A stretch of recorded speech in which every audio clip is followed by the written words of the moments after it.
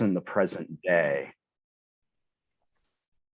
And it just points up how this book, as much as it's a history, is at every turn really an exercise in reimagining, which is what I have found so eye-opening and absorbing about the book, because at every turn they're resting on the ways that people define against others, and that how social science has really gotten this process wrong, because they've tended to look more at the borrowing and less at the refusing, and it's both sides of the equation here, and how they play out across history, and do form these patterns across time. And then from a more theoretical standpoint, what really caught my eye is at one point they say, where one wishes to set the dial between freedom and determinism is largely a matter of taste. And that these notions of free will agency are always socially constituted in the way subject and object relations arise together. And so they end up concluding that hierarchy and equality arise together. As a question that I would love to ask the two Davids if they were here is, so if hierarchy and equality do arise together, it would seem then that to start from any unit that doesn't have something outside of that equation, you are creating hierarchy. Not that that's necessarily against what people want, but if hierarchy arises with equality, then how then does one go about? Obviously, to be human is to negotiate where one sets the dial there. I wonder, where are there relations of care that are outside of hierarchy? And they start from the idea that if we are to resist hierarchy, we've got to look at how domination takes its most intimate form in the home, and how it starts as a domestic relation, and how slavery starts as a domestic relation. So if every form of hierarchy known starts from a domestic relation, then how do we think outside of that domestic relation? Does it, for our society, where the bourgeois household is this, it's perceived to be this inevitable, permanent institution, which of course it's not.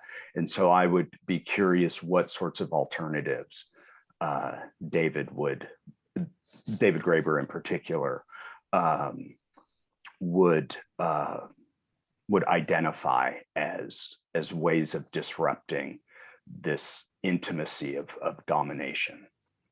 So I'd love to throw it open to comments from anyone. I think you're welcome to use the raise your hand function if you'd like to chime in, or you're of course welcome to chime in.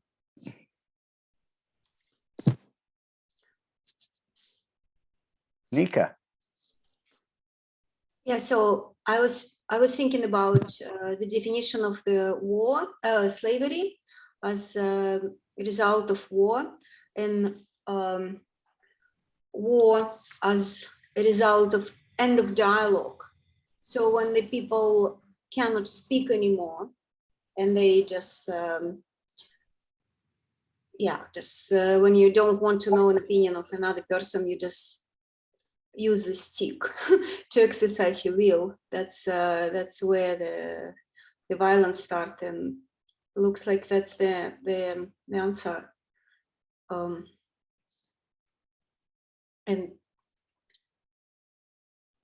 But it's also interesting that the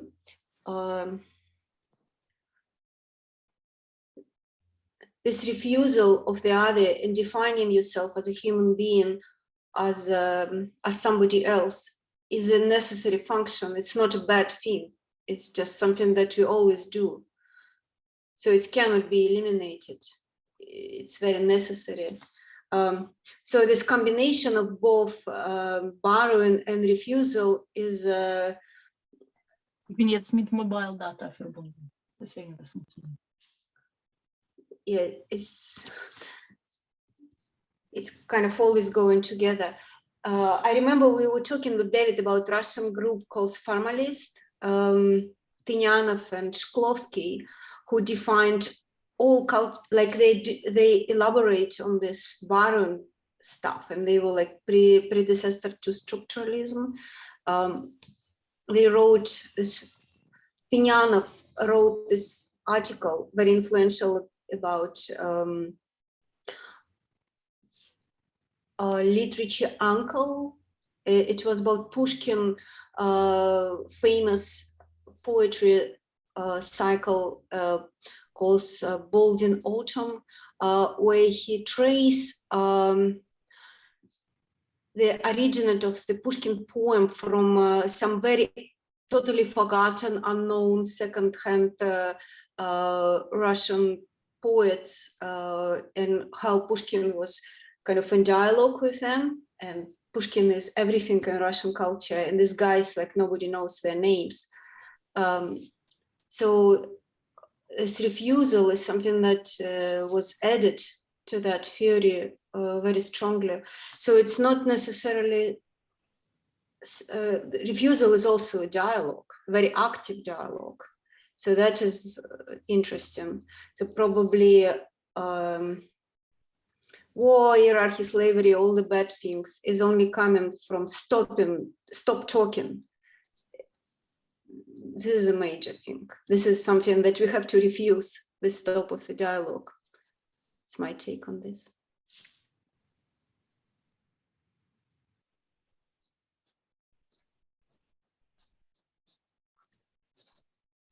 Yeah, I mean, I'm thinking that war is, in a way, is creative refusal, because you're refusing that sort of dialogue, you're refusing the borrowing, and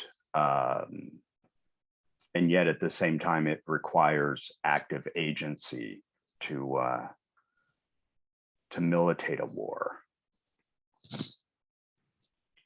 The other another point that really stands out in the chapter is how modes of production has been misused as a, I guess, a category of analysis, because it hasn't really looked fully enough at how people are produced. It has ultimately been a history of the state, and so those who have existed outside of conventional Western state forms have in a way, they've been reduced to, in Eric Wolf's work at least, a tributary mode of production, or different, less advanced forms. At least that's the characterization in much of the literature. So the the point that that they're able to draw from using schizogenesis is showing how these refusals are themselves political acts, and how mode of production is a theory. Pretty much all of social science, really, I think, comes under attack here, is rests on flawed assumptions, because it doesn't take the active refusal and the way that people define themselves against others, or when that has been done, it's usually been the West defining themselves against the other, or the way that the West has defined the other. And Wengrow and Graeber offer a much richer approach that really spells out how every kind of history or social science is a political act. And there's no escaping that, because we are subjects and objects in the act of schismogenesis. And so there's really no outside of that. And so the ultimate, where that logic leads to is, to me, to Roy Bhaskar, and really reminded me of his thoughts on how to be human is to continue the dialogue of discovery of knowledge. And so this chapter gives a really wonderful example of how work that captures various moments in time in cultures, the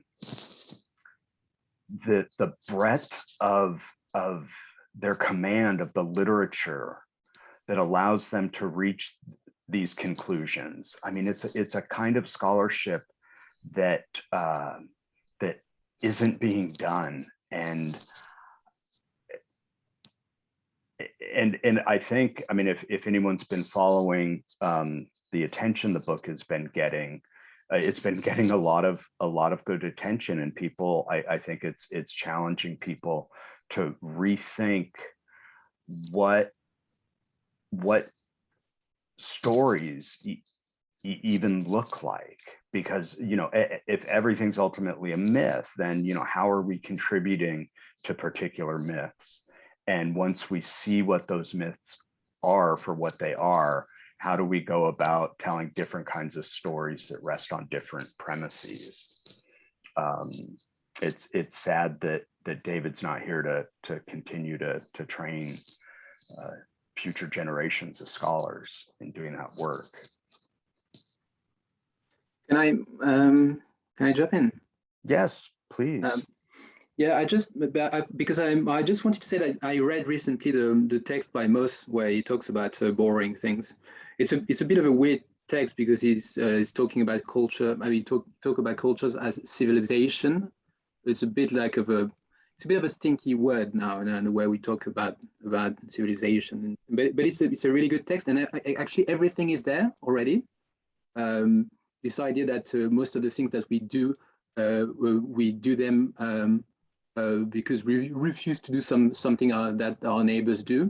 This is exactly what Mauss is saying, basically.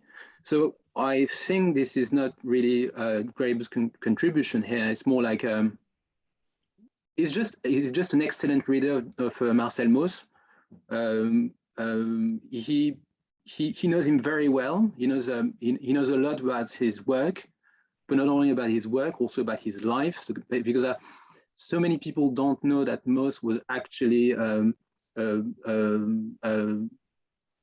he was very close to radical unions and things like that. And most people didn't read his pamphlets. And this is something that in his value book he talks about, that Mauss was actually radical. A radical anthropologist. He was quite radical. I think what he really tries, and that's, I think, the main contribution here, what he tries to do is he's basically saying to us that there is nothing, I mean, we have this tendency to naturalize things and culture and values. I think, I mean, so in this chapter, basically, he's trying to link those urban civilization of the Mississippi that didn't exist when we, us Europeans, arrived in the US, in America, in Northern America, and the fact that we were not capable of linking these ancient civilization that collapsed like 2 generations ago to the people who were meeting, or to the people that settlers encountered. And that's actually really interesting because, you know, there is this tendency of people who arrived there, they saw these people as, you know, people in the state of nature, like as you know, they were us in the state of nature. And they thought that, oh, they're living in such an egalitarian, individualistic way, and this is nature. This is what we should aspire for, and that's what the mistake we made basically is that we didn't connect the fact that maybe those people were actually rejecting the civilization that existed 3 generations ago, and we have this tendency to naturalize, to essentialize nature. And this goes back to the main thesis of the book, which is, you know, equalitarian societies are not, you know, societies in the state of nature, and you know, decided that it's the Rousseau's metaphor that, you know, the larger we get, the more hierarchical we have to be, the more unequal our societies need to be. And so, yeah, that's all. And yeah, I really recommend the reading of this text by Mauss. And yeah, that's it. Yeah, which one specifically? It's called Civil, but I don't know the title in English, but in French it's called Civilization, Elements and Forms. Can we actually read it and together, Silly? It would be wonderful. Oh yeah, sure. Yeah, I'm sure we can find it in English somewhere. Yeah, I know that David was reading in French, but I'm sure this thing was translated somewhere. Yeah, maybe we can just schedule a reading group. That would be wonderful. I didn't read it, Sessa. Nika, do you read French? No. No, okay. No, I'm sure we can find it in English. Or we can translate it. I bought a DeepL account, and I can translate documents, entire documents. So if we, and it gets a quite good translation if we cannot find, but I think we can find it. And I think there is a strong connection between this chapter and the work, David's work on values. I find that is very much related to Mauss' work. So in our future reading group, we can also take some excerpts from this text. The one on Mauss and I don't remember the title in this moment.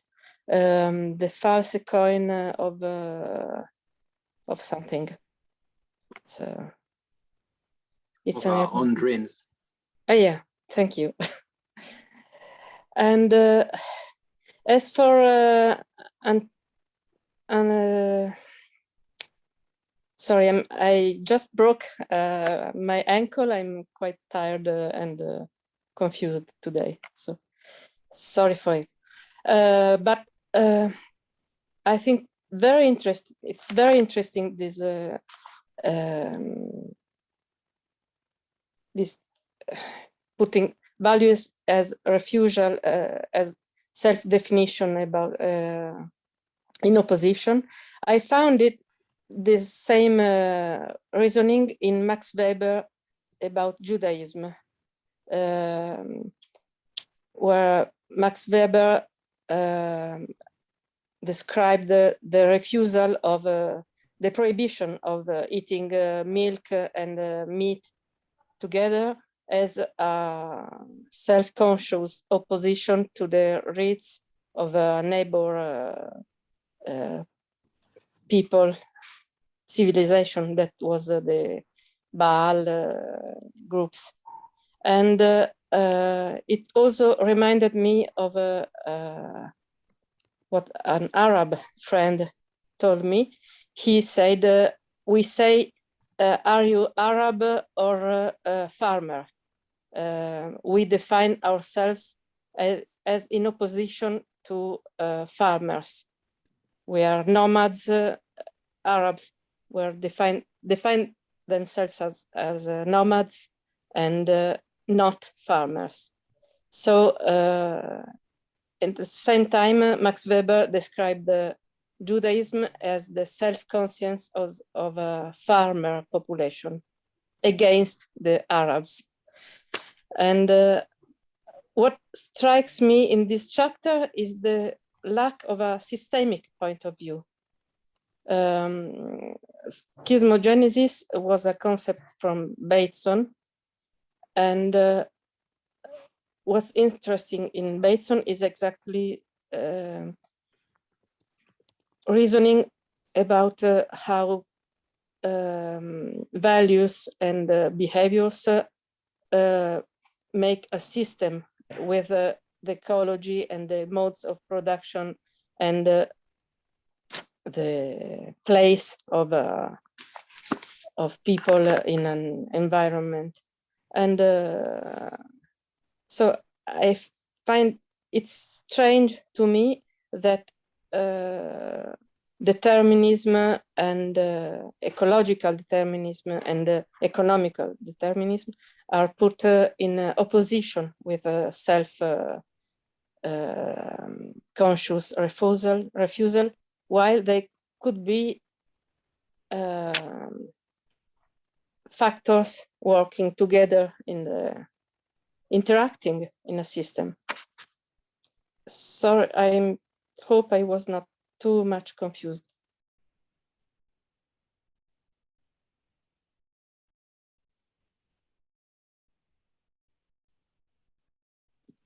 I didn't really understand. Can you explain more? What was the problem? Yes, I was confused. Sorry. At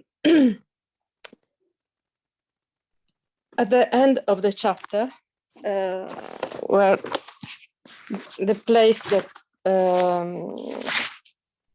that Stephen quoted about, I'm looking for it. We can't really know. We don't really know how much difference human agency really makes. There is really no way to know whether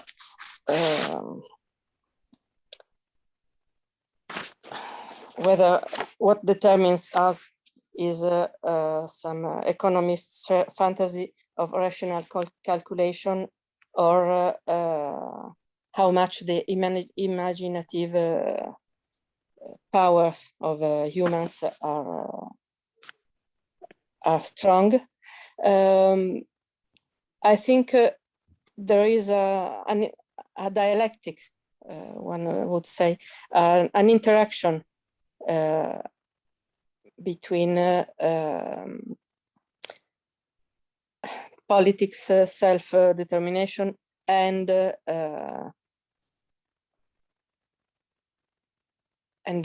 determinants. And this interaction is what I miss in this chapter. It looks like either or, when I would like to see the many factors at play together. Was it more clear? not so much. So maybe I should write down something about it. I cannot be clearer than this. Than so. What I heard you what I heard your comment as was that what the chapter seems to lack is an analysis of the way that schismogenesis plays out, that it seems more formulaic, their usage, than you wanted, because they don't really identify a mechanism through which creative refusal, I guess, is as a value is transferred, because that can take a wide range of forms. And that well, so that's how I understood the question. Let me pause there. Did I come close? No, not really. No. Okay. My point is here they really want to stress on the self-conscious determination of values. Maybe they go too far in not looking at the interconnection of determinants and self-consciousness. It's like they just were looking to only one side of the thing. You mean determinants by the outside factors, like self-conscious choice on the one hand, and then the determinants of some outside factors, or? Yes, it's like it's either freedom or determinants, and it's too strong an opposition. And yes, I would like a more systemic appraisal.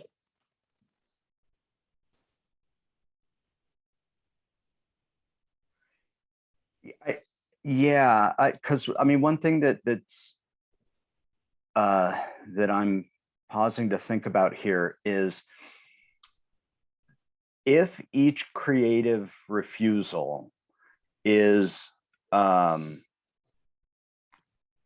it's a conscious political act, and so if you think of why someone refuses something, it is because either they think that the thing that they're refusing would be a worse alternative to whatever alternative they have in mind, or they are refusing it because they know in the past how things have been and they don't want to return to that. So it's either they're consciously refusing because of history, or because of what in the moment they imagine as a worse alternative should they not make this conscious refusal.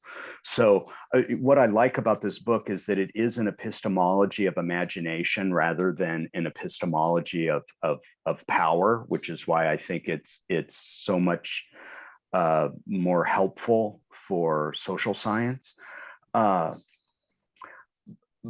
But I know exactly what you mean, Simona, because if each conscious refusal is potentially a rejection of a past that they don't want to see remade, then each act is also determined, each refusal is also determined by the past, which itself is determined by the acts of before. So it really shows the kind of the impossibility of capturing so much. But I wonder if, in their defense, if part of this could be because I don't know the archaeological literature on which this article is based, the secondary scholarship. but there, you know, not all of these events happened at the same time, and so they are selecting from different regions, different points in time that might make that kind of systematic historical continuity difficult to scaffold. But I honestly don't know. If I may, I would like also maybe to continue a little bit in the same direction, because what I was struck by a number of things in the text, and the first one was that I realized that although I studied in different universities in these different countries, I can only remember maybe one professor who was able to think across that many areas and that many periods of time. So the anthropology is so narrowly specialized today, and it's so ahistorical, it tends to be exclusively focused on contemporary, that actually it's really close to impossible to find specialists able to think across, and which makes it both kind of hard to relate to this work, because I simply don't have enough knowledge either to criticize or to accept. So I have to believe everything which is written, which makes it very uncomfortable somehow, because we are trained to think in a different way, like to think critically, and especially because there are so few specific references to the sources. For example, the archaeologists are mentioned, but there are really a few footnotes or with the exact sources which could kind of give you a possibility to go and check. So it's at the same time kind of fascinating and amazing, but at the same time it's really striking to what extent anthropology became ahistorical and and asks completely different questions. Then the other thing which also made me think a lot is that I agree, and I totally agree with David, that the question like how differences emerge is not articulated in the discipline, although the question of the other and of the and technologies of othering are central for the discipline. So basically nobody would question the fact that the picture of the big other, so basically of a neighbor, is crucial to understand the identity of a culture, of a group. And basically this concept of other with the big O is fundamentally central to anthropology. And as I mentioned, so the technologies of othering, so basically like racism or all forms of discriminations are constantly under inquiry. But at the same time, if we think historically, or when we think about the historical societies, it's really more about looking for commonality and similarities, rather than, well, and for differences, but more to find the borders of these cultural areas or whatever. And the process of how differences emerge is not really questioned seriously, or at least I cannot remember that I have ever heard this way of reasoning or of questioning. Yes, and then the last thing which also kind of puzzled me is that we can think of the technology of in slavery as a technology of care. That actually the enslavery happens by particular forms of care that leads to the fact that kind of you become socialized in a different structure, in a different social structure. And although kind of you need to submit to a different system of value and system of relations, or rather you need to submit to this new system of values and of relation in exchange to your kind of refusal of your previous way of life. And this is the kind of total subjection. So the kind of disciplining through care. I found it's really, really interesting, especially for the contemporary societies, when very often kind of via technologies of self-caring, we are in fact submitted to the dominant system of global capitalism and self-caring. Yeah, so I mean, these are notes going in different directions, but I found them interesting. Nika. Yeah, it's actually amazing, this technology of care as slavery. We can see it now, like I was traveling and all of these forms that I have to submit for my vaccination. That is actually good. It's good to be vaccinated, it's good to wear masks and so on. But this is like a new world unfolded that somebody, I hope, will reflect on. That is exactly what you were saying, technology of slavery. And I love in this chapter the distinction of different type of slavery, how the slavery could be very different. You know, just it's amazing.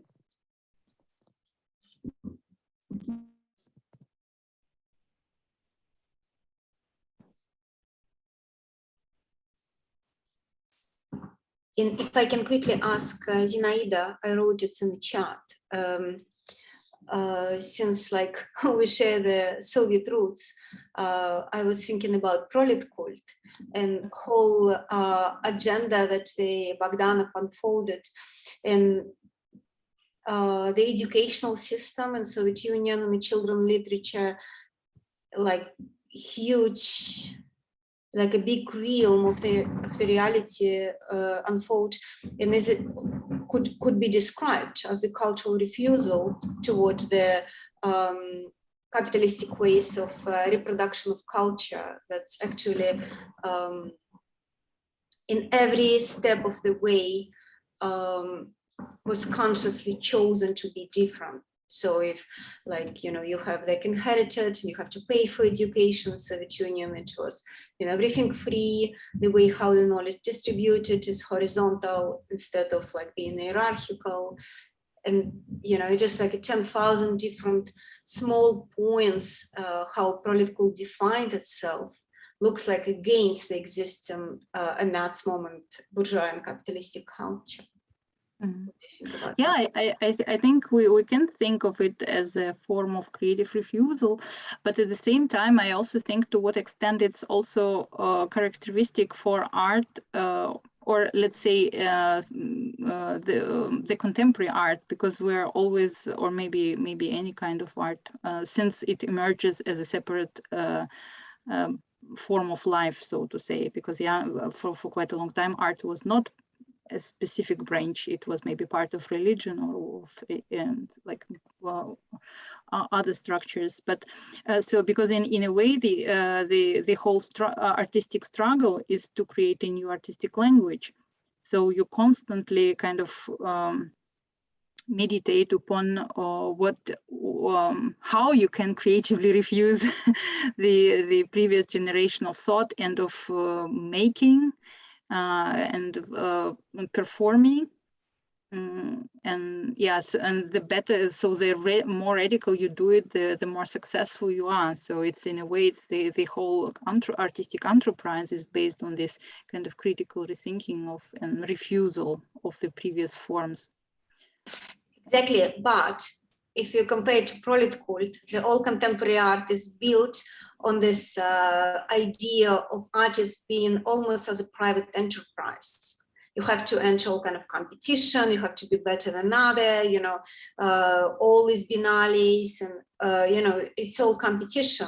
It's almost like a warlord, you know, everybody's trying to get the first prize, and you have like successful artists and not successful artists.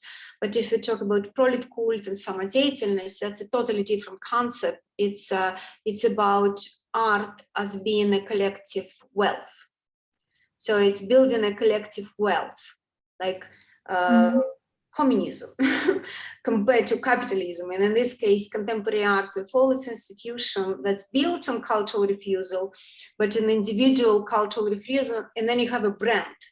You have either you're part of some kind of movements that is more successful than another, or you're like an individual brand, and yeah, but you don't admit that you're a brand. Like Jeff Koons would never say the names of the people who was working for him, because he's not doing anything himself. It's like people who is producing his stuff. He ran a shop, but this is hidden. Like in I don't know, 16th, 17th century artists also would run a shop, but that would be a normal thing to do. They were more like a craftsman than the artist. So it's a different cultural. But maybe we also come here close to what Simona expected here to be. So this kind of analysis where you look at it together with the consideration of economic structures and other bigger structure, because of course, I mean, product cult in this particular form also wouldn't be possible probably in a capitalist society. So you need a particular some particular historical circumstances that enable and valorize this particular way of cultural production. I would have to say something, but I'm just afraid that we are hijacking the conversation. So maybe Steve could manage that. I just want to say one thing, that it's coming. It's not so much prolet cult, you know, to my understanding. Correct me if I'm wrong. Connected to the economic structures, because people in these houses of culture, they were not paid, or they were not paid so much to do that. You know, it's like it's mostly like do-it-yourself culture at the end of the day, in the 85%. It's not like a contemporary artist who actually have to get money much more tied to the economic structure. But it's about revolution. It's about the overall social values that could be changed for the whole society. But yeah, so it's an interesting. I don't have an answer for that. It's an interesting question. Maybe I would, Steve, can you manage the conversation? Yeah, would anyone like to jump in? I've certainly got some thoughts. Okay. I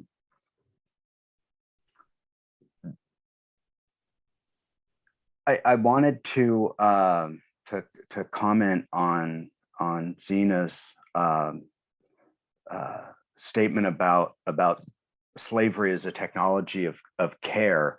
I'd never really thought of it that way, because I really just tend to think of it as a technology of death. But you're right that if you it is that, but it's also, there is this other component to it that of course is about disciplining the body, but in the name of the care that at least is being provided to sustain human life. The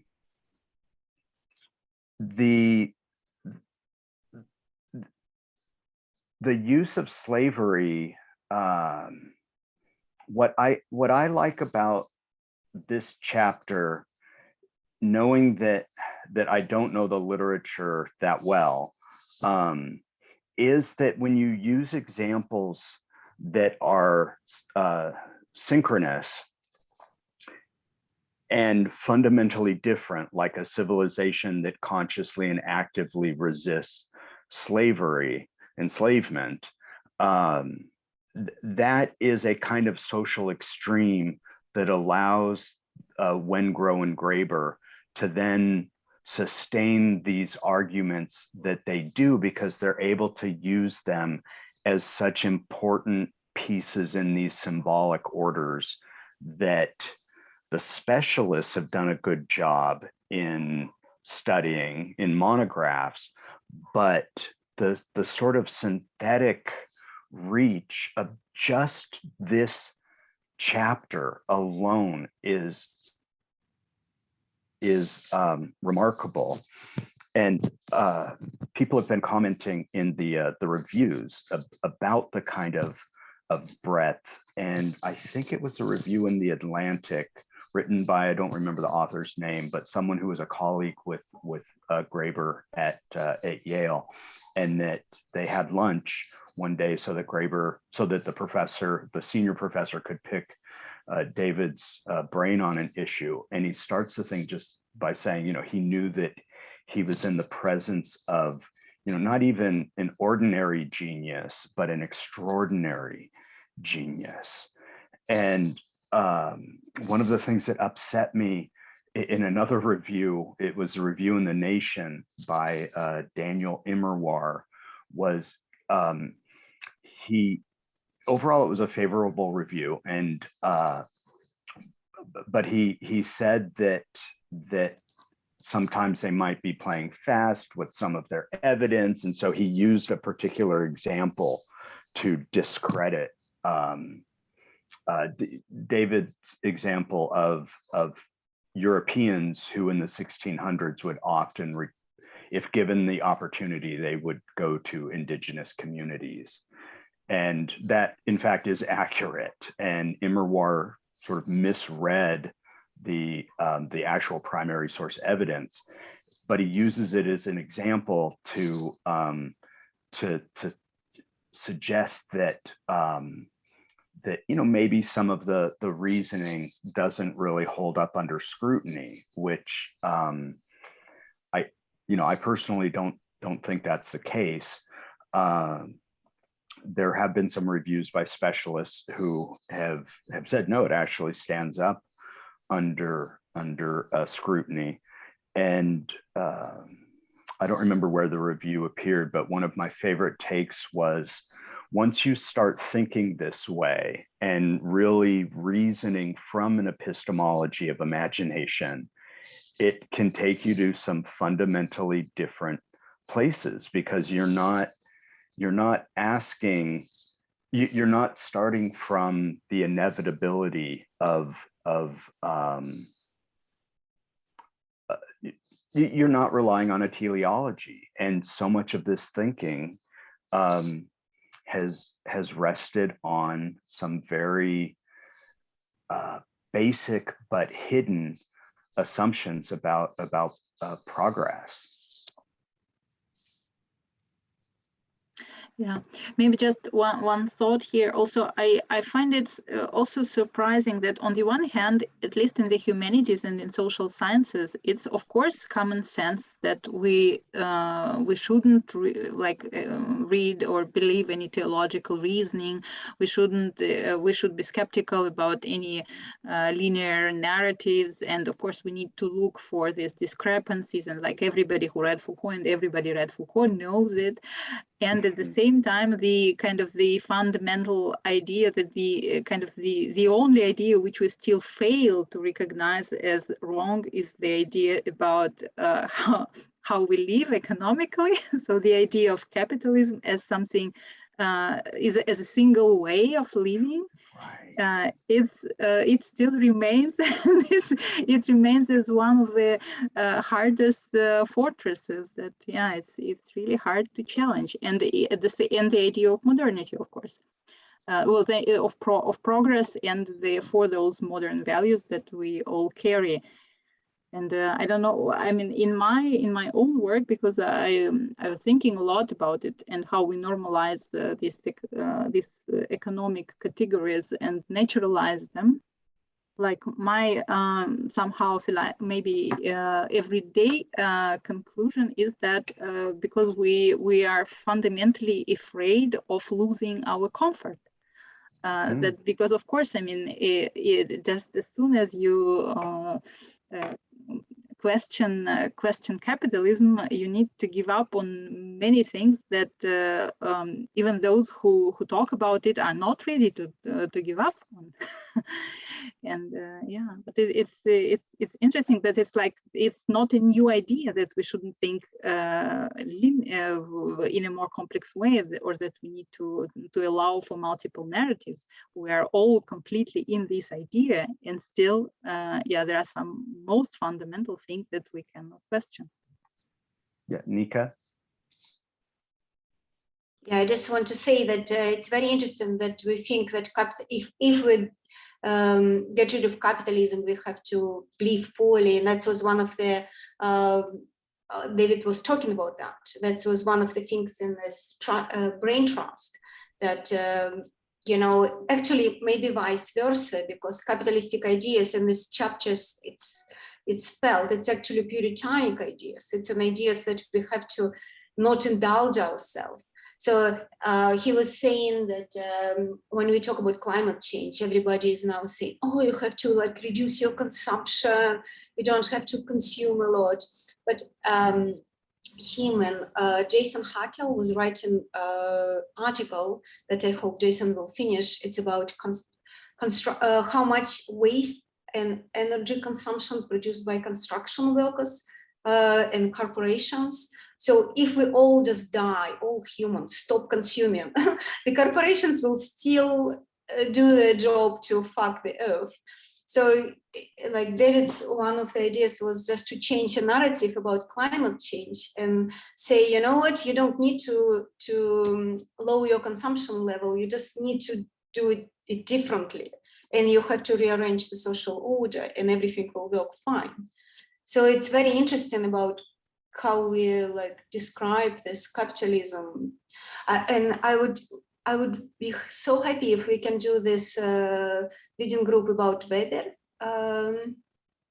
Everybody read this essay, but maybe we can read it again because it's so fundamental.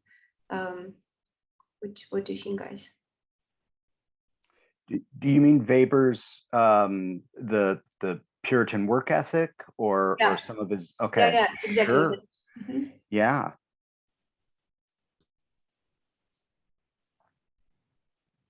Yeah, actually, I want to be mindful of the time. We've gone an hour, so this has been great.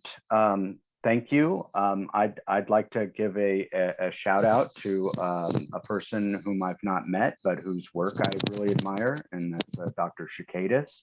Thank you. I'm honored that you're here, and everyone else. This has been great, and so we have a time, Thursday, December 2nd, 8 p.m. GMT, and we'll do chapter 6. All right, thank you, everyone. Bye.